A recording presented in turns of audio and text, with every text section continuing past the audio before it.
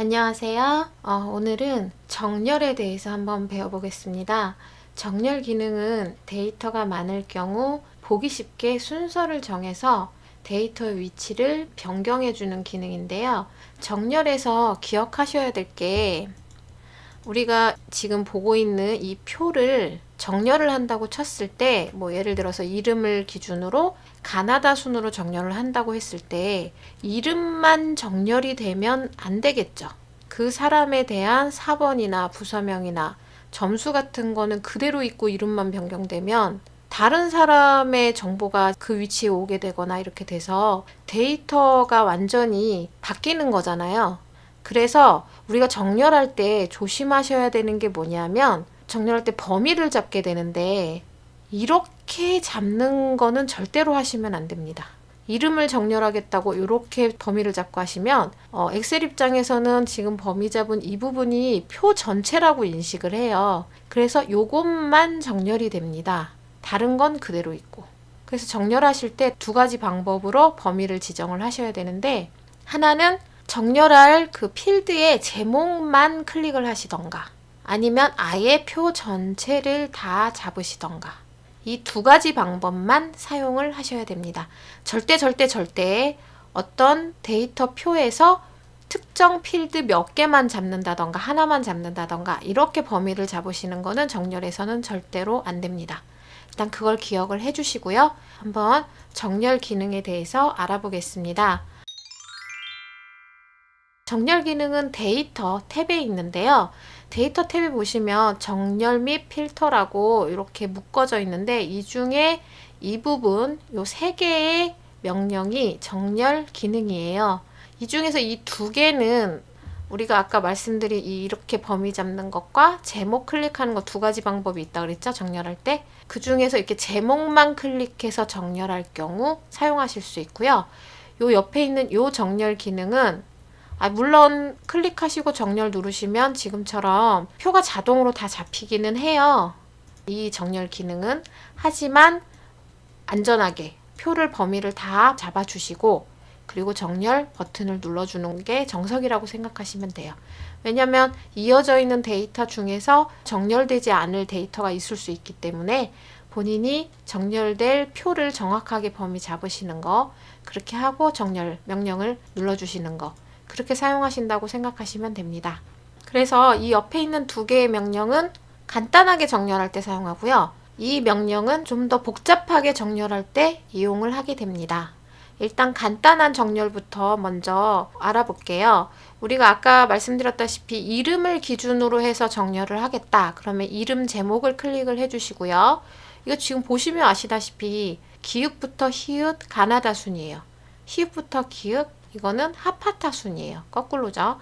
그래서 이거를 오름차 순이라고 얘기를 하고요. 요거를 내림차 순이라고 얘기를 합니다. 그냥 가나다 순, 하파타 순 하면 되지. 왜 그렇게 했냐면 문자만 정렬할 수 있는 게 아니라 숫자도 정렬할 수 있잖아요. 그 숫자를 정렬할 때 그때를 얘기를 해주는 거예요. 그건 좀 이따가 숫자 정렬할 때 또 알아보겠습니다. 먼저 가나다 순으로 정렬을 해볼게요.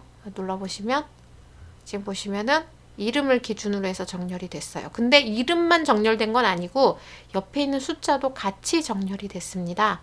이번에는 하파타순. 히읗이 가장 먼저 왔죠? 그래서 전체적으로 같이 정렬이 된 거예요. 그래서 이 방법은 하나의 필드만 기준으로 해서 정렬할 때 굉장히 간편하게 사용할 수 있습니다.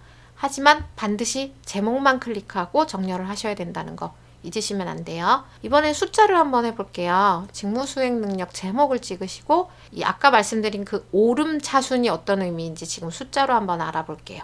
이걸 눌러주시면 지금 보시다시피 작은 수에서 점점 큰 수로 올라간다고 생각하시면 돼요.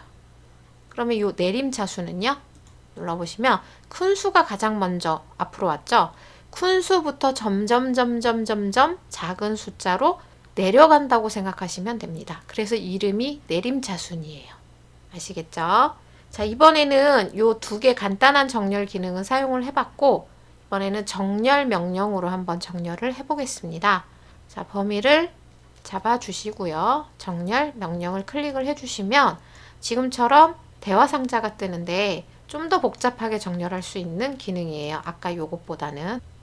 지금 보시면 내 데이터의 머리글 표시 요게 있는데요. 요거 체크가 지금 되어 있죠. 되어 있으니까 지금 보시면 우리는 범위를 다 잡았는데 근데 제목을 제외하고 지금 범위가 잡혀 있어요. 결국은 제목은 정렬에 포함이 안 된다고 얘가 지금 자동으로 조절이 되어 있는 거예요. 근데 그건 당연하죠. 제목까지 막 밑으로 중간으로 내려가고 밑으로 가고 이거는 말이 안 되잖아요. 사실상 제목을 빼고 내용만 정렬이 되는 거예요. 정렬은. 그러니까 이렇게 자동으로 제목이 있다고 판단을 하고 그 밑에만 범위가 잡힌 거예요. 근데 우리가 이걸 풀면 지금 보시면은 아 여기는 제목이 없구나. 이것까지 같이 정렬해야 되는구나. 이렇게 판단을 하는 거죠.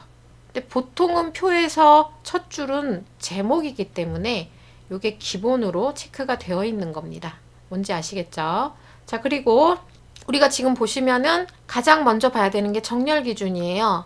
아까처럼 이름을 가나다 순으로 정렬하겠다. 그러면 정렬 기준에서 목록 버튼 누르시고 이름을 클릭하시면 이름을 기준으로 정렬이 되는 거예요. 정렬 기준이라고 되어 있는 이 값은 사실상 바꾸실 필요가 없습니다. 보통 정렬은 값으로 정렬하지 뭐 셀색이나 글꼴색이나 뭐 이런 걸로 정렬하진 않거든요. 그래서 요거는 거의 바꾸실 일이 없고요. 정렬. 자, 이거 아까 우리 오름차순, 내림차순 두 가지 배웠었죠. 오름차순, 내림차순. 근데 하나가 더 있네요. 사용자 지정 목록. 요거는 내가 중요하다고 생각되는 순서대로 정렬하고 싶을 때 사용하는 기능이에요. 이건 조금 이따가 살펴볼게요. 그래서 일단 이름을 가나다 순으로 정렬한다 그러면 오름차순이죠. 이렇게 해놓고 확인하시면 가나다 순으로 정렬된 걸 볼 수가 있습니다.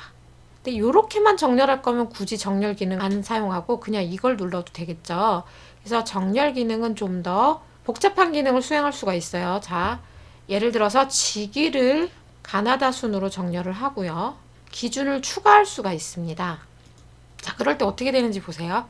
다음 기준을 직무 수행 능력으로 할게요. 그리고 오름차순을 할게요. 둘 다 오름차순. 자, 첫째 기준이 직위였어요. 자, 이렇게 하고 확인을 눌러보시면 일단 직위가 가나다 순으로 정렬이 되다 보니까 대리, 사원 이렇게 돼요. 정렬이. 그리고 대리일 때 그 안에서 직무 수행 능력이 오름차순으로 정렬이 된 걸 보실 수가 있어요. 같은 사원일 때 그 안에서 또 오름차순으로 정렬된 걸 볼 수가 있어요. 이렇게 위에 있는 기준이 같을 경우에 그 하위에 있는 기준은 그 안에서만 정렬이 되는 거예요. 근데 여기서 지금 세 번째 기준도 한번 해볼까요? 다음 기준 요거 직무수행 능력 누르시고 기준 추가하면 그 밑으로 추가가 됐죠? 이해 판단력을 오름차순으로 해볼게요. 그리고 확인. 자, 그럼 어떻게 됐냐면 얘가 같을 때 얘가 기준이 지금 오름차순으로 됐었죠? 그러면 이게 같을 때 같은 경우가 있어요. 그때 여기서 또 오름차순으로 정렬이 되는 거예요. 무슨 말인지 아시겠죠? 그래서 첫째 기준은 가장 큰 기준이라고 보시면 되고 그 다음 기준에서 또 같을 경우 같지 않으면은 세 번째 정렬은 되는 게 없습니다. 이게 우선이기 때문에 이걸 기준으로 정렬이 됐기 때문에 얘는 할 일이 없죠. 같을 경우에만 적용이 되는 거예요. 그래서 첫째 기준, 둘째 기준, 셋째 기준 이런 식으로 정렬을 해줄 수가 있어요. 이걸 어떻게 활용할 수 있냐면 우리가 인구조사 같은 거 할 때 도별로 하고 싶다 그러면은 일단은 경기도 이렇게 묶어야 되잖아요. 같은 도끼리. 그럼 같은 도끼리 묶었어요. 그게 첫째 기준이에요. 근데 그 도에서도 또 동이 있을 거 아니에요. 그럼 그 동을 뭐 가나다 순으로 정렬을 해요. 그다음에 그 동에서 인구수를 또 그 안에서 뭐 오름차순으로 정렬한다던가 내림차순으로 정렬한다던가 이렇게 할 수가 있겠죠.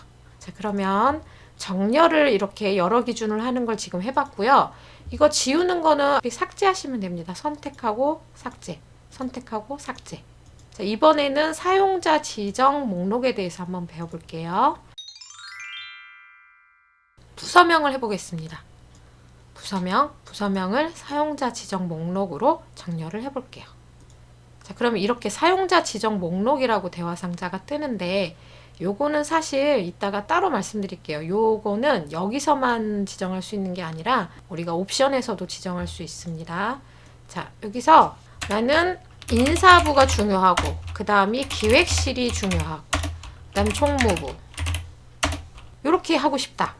그럼 이거는 가나다 순도 아니고 하파타 순도 아니에요. 그쵸? 섞여 있어요. 내가 중요하다고 생각되는 순서대로 정렬이 된 거예요. 자, 이렇게 쓰신 다음에 추가 버튼을 눌러주시면은 맨 밑에 이렇게 추가가 돼요. 이 상태로 확인 누르시면 아까 쓰신 순서대로 입력이 된 걸 보실 수가 있겠죠? 그리고 확인 버튼을 누르시면 인사부, 기획실, 총무부 내가 원하는 순서대로 정렬을 할 수가 있습니다.